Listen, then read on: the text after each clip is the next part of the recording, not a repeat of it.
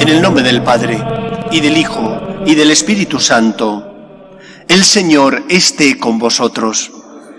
Bienvenidos, queridos amigos, a esta celebración eucarística, donde celebramos la venida del Espíritu Santo sobre los apóstoles en Pentecostés.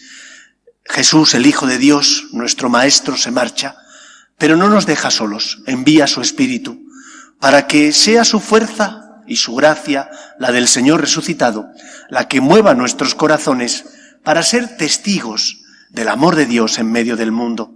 Aun en las circunstancias más difíciles, más tristes, los cristianos tenemos que llevar consuelo y esperanza, el consuelo de la fe. Vamos a dar gracias al Señor por su amor y vamos a pedirle perdón por nuestras faltas y pecados.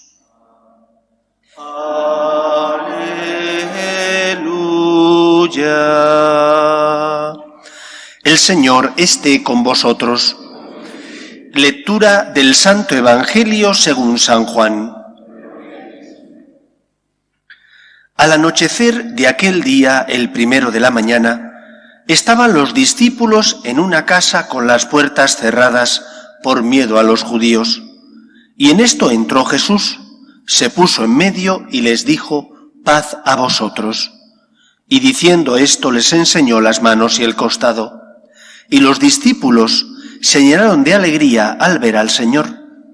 Jesús repitió: paz a vosotros. Como el Padre me ha enviado, así también os envío yo. Y dicho esto, exhaló su aliento sobre ellos y les dijo: recibid el Espíritu Santo. A quienes les perdonéis los pecados, les quedan perdonados. A quienes se lo retengáis, les quedan retenidos. Palabra del Señor.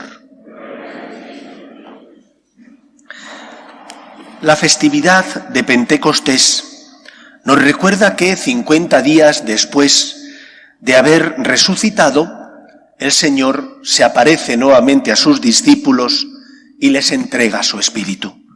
Como celebrábamos la semana pasada, Él se marcha a la derecha de Dios Padre, como juez de vivos y muertos, como intercesor ante Dios Padre de todos los hombres. Pero no nos deja huérfanos.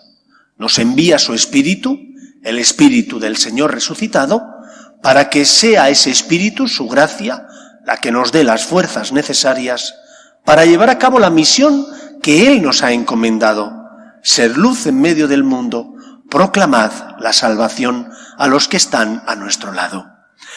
La Iglesia tiene dos grandes notas que la caracterizan. La primera de ellas es que es una Iglesia jerárquica. La segunda es que es una Iglesia carismática. Voy a intentar explicar el misterio que hoy celebramos partiendo de la base que es un misterio. Y aquello que es un misterio, por definición, no se puede entender plenamente. Has de asumir aquello que no podemos llegar a comprender con nuestra razón. Y como es un misterio y cuesta mucho de definir, creo que es mejor acercarse a ese misterio de otra manera. No tanto definiendo en qué consiste la venida del Espíritu Santo, cuanto analizando las consecuencias de esa venida del Espíritu Santo.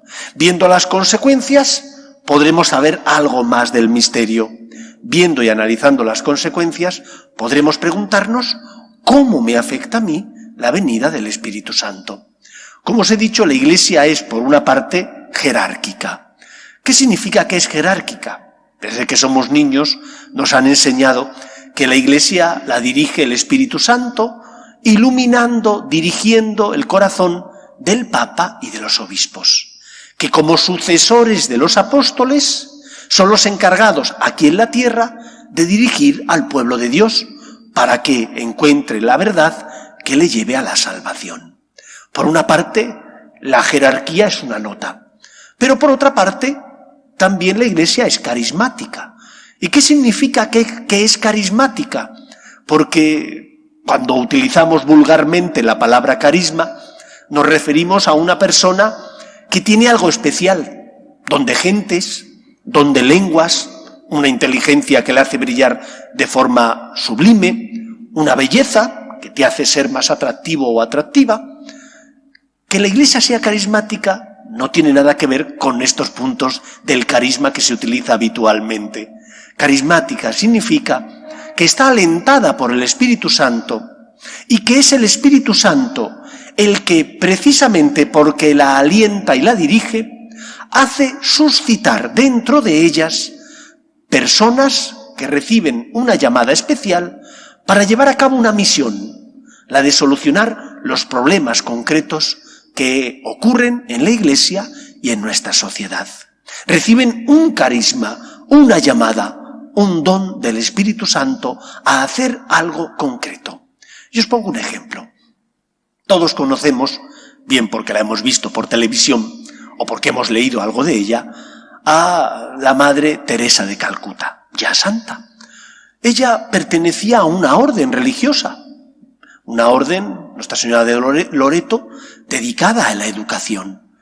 Y cuando la destinan allí a la India, a Calcuta, y empieza a pasar por las calles y ver la necesidad que hay y cómo los moribundos se mueren sin que nadie les preste atención, sin que no tengan ni siquiera un abrazo, una palabra o un gesto de cariño, ella siente dentro de su corazón la llamada de Dios a hacer algo. Y entonces, aun siendo religiosa de una congregación, decide, pidiendo permiso, dejar esa congregación para iniciar una nueva obra. Es el Espíritu el que le hace suscitar en su corazón ese deseo, el deseo de consolar a esas personas que sufren, el deseo de ayudar a los moribundos, el deseo de socorrer a los que no tienen absolutamente nada, ni material ni afectivamente. El Espíritu dirige la Iglesia y da sus dones para solucionar problemas que hay en nuestra sociedad y en nuestro mundo. Cuando San Juan Bosco funda a los salesianos, lo hace porque en el Turín donde él vive, se da cuenta de que los adolescentes y jóvenes no están siendo formados y van a ser una sociedad que se pierde, que no tiene oficio y por lo tanto no tiene una dedicación concreta. Y él siente como suyo el deseo que el Espíritu le hace suscitar de buscar una solución a ese problema. La Iglesia, alentada por el Espíritu Santo, es carismática.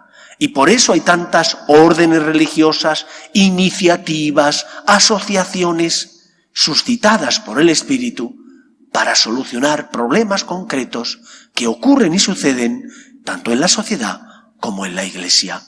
Estos son los dones y los frutos del Espíritu, que hace suscitar en el corazón de las personas el deseo de socorrer a los que sufren y están necesitados.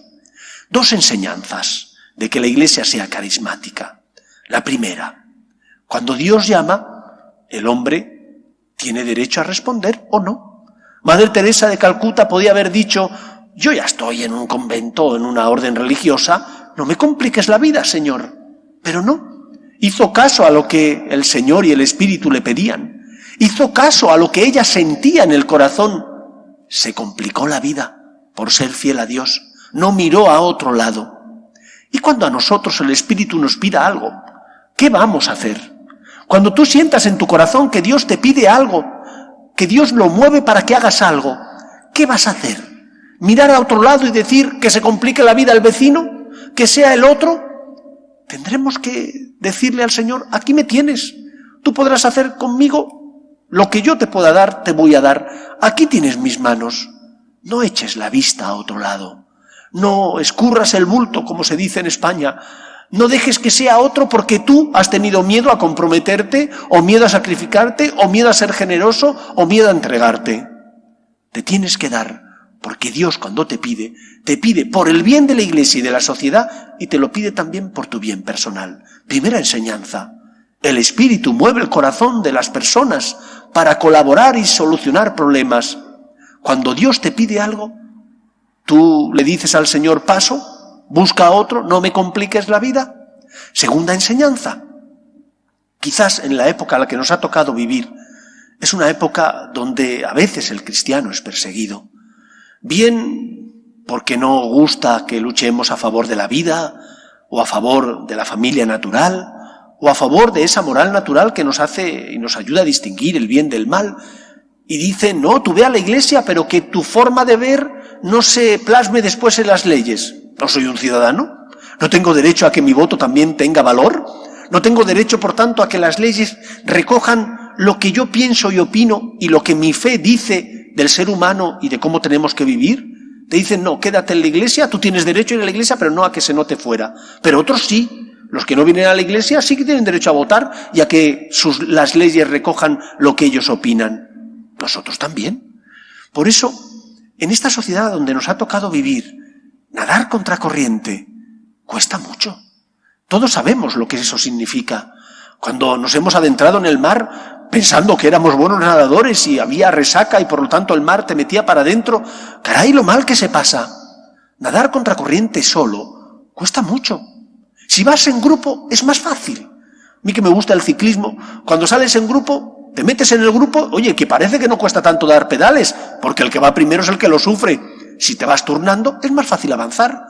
Por eso, vivir en comunidad, formar parte de la Iglesia, de una parroquia, de una institución, de una comunidad religiosa, te ayuda a no caminar solo, a no sentirte desfondado ante los problemas de la vida, ante las dificultades.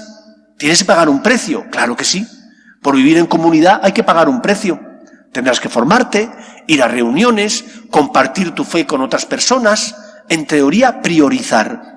Pero es necesario, para no vivir desfondados, para tener fuerzas, es necesario pertenecer a una parroquia que tiene vida, a una institución, orden religiosa, a una institución con un carisma que te ayude, que se adecue a lo que siente tu corazón y que te ayude a seguir al Señor y a ser fiel a Él. No podemos vivir como islas, porque nadar contracorriente desfonda, cansa, hace que te agotes y que en algunos casos puedas sucumbir ante las tentaciones del mundo. Por eso, queridos amigos, en la fiesta de Pentecostés, recordemos que el Señor actúa por medio de su Espíritu. Lo envía a todos los bautizados, lo da a todos aquellos que han recibido el sacramento de la confirmación. Pero es necesario que tú respondas, que tú te prestes y le prestes al Señor tus dones, tus manos, tu vida y tu persona. Que Él nos ayude. Nos ponemos todos en pie.